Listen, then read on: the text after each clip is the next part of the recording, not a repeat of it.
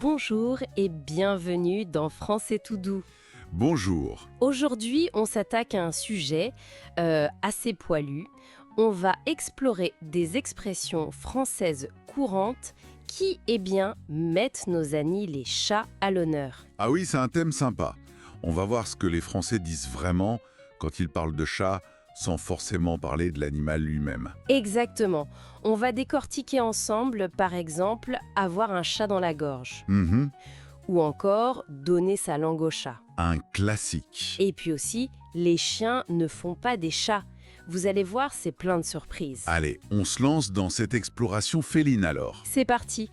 Commençons par la première. Avoir un chat dans la gorge. Alors ça, on l'utilise tout le temps, non?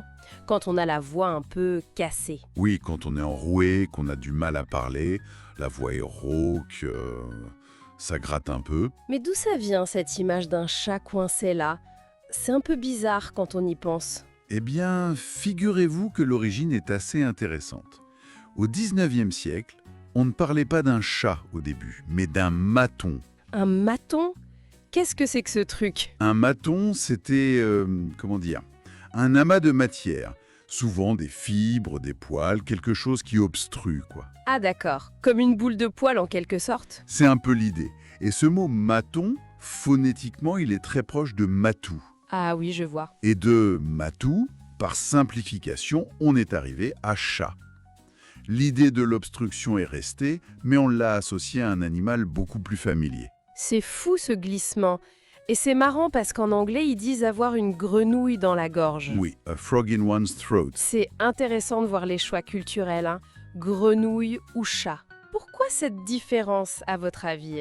Peut-être que le son rauque rappelait le coassement pour les Anglais, alors qu'en français, la sensation d'irritation, de poils qui grattent, a peut-être favorisé l'image du chat. Allez savoir.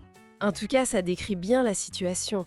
Genre, avant une présentation importante, oh là là, excusez-moi, j'ai un chat dans la gorge. Ou après une soirée karaoké un peu trop enthousiaste, ah, j'ai crié toute la nuit, j'ai un vrai matou dans la gorge ce matin. C'est exactement ça. Bon, passons à la deuxième expression. Les chiens ne font pas des chats.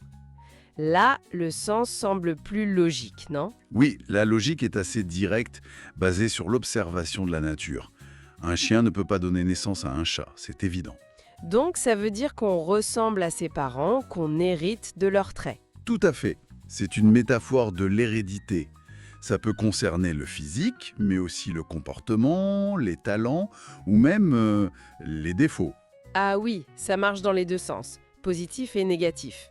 Carrément, on peut l'entendre dans des contextes très familiaux, souvent avec une pointe d'humour ou de tendresse. Par exemple, Imaginez des parents qui regardent leur enfant super doué pour le bricolage.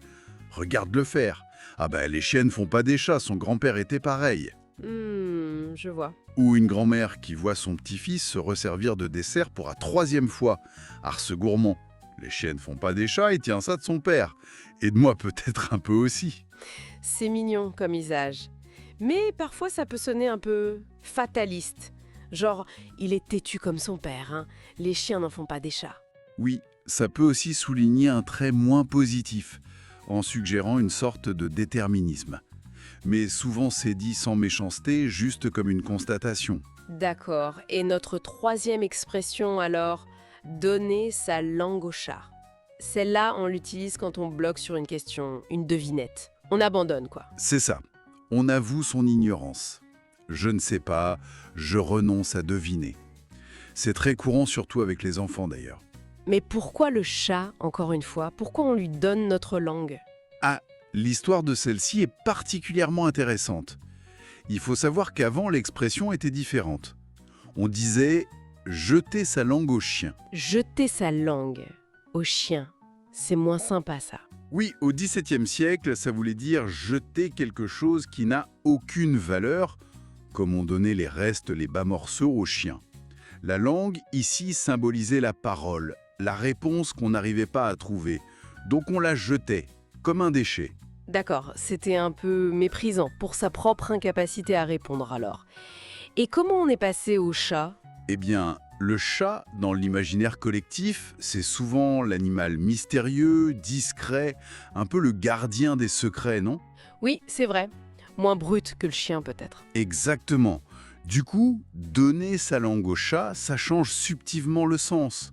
Ce n'est plus jeter quelque chose sans valeur, c'est plutôt confier son ignorance, son secret, le fait qu'on ne sait pas la réponse, à cet animal silencieux et mystérieux. Ah, c'est plus une confidence en fait. C'est joli comme évolution. Oui, c'est passé d'un aveu d'échec un peu brutal à une sorte de remise symbolique de son ignorance. C'est pour ça qu'on l'utilise beaucoup dans les jeux, les devinettes. Alors, tu trouves la réponse? Non? Bon, tu donnes ta langue au chat. C'est clair. Un élève qui sèche face à la maîtresse. Je donne ma langue au chat, maîtresse. Ou pendant un quiz entre amis. Ah non, celle-là, je sais pas du tout. Allez, je donne ma langue au chat. Bon, récapitulons un peu. On a vu avoir un chat dans la gorge pour la voix cassée, à cause d'un maton au départ. C'est ça.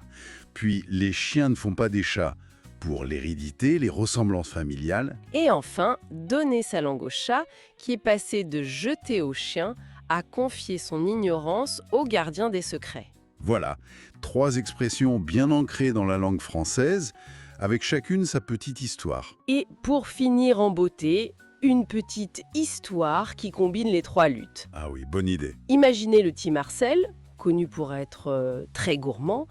Il arrive à l'école un matin, la voix toute rauque. La maîtresse demande « Mais Marcel, que t'arrive-t-il » Marcel peine à répondre « J'ai un chat dans la gorge, maîtresse. » La maîtresse intriguée « Ah bon, et pourquoi donc ?» Marcel baisse les yeux « C'est à cause du chocolat. » La maîtresse « Qui t'a donné tout ce chocolat pour que tu sois malade ?» Et là, Marcel malin « Je donne ma langue au chat. » Malin le petit Marcel. Et la maîtresse, en riant, qui regarde sa collègue « Ah, ce Marcel, les chiens ne font pas des chats, il est aussi gourmand et rusé que sa grand-mère. » Excellent, on a les 3. Voilà. Alors, un petit mot pour ceux qui nous écoutent et qui apprennent le français. Surtout, ne vous découragez pas.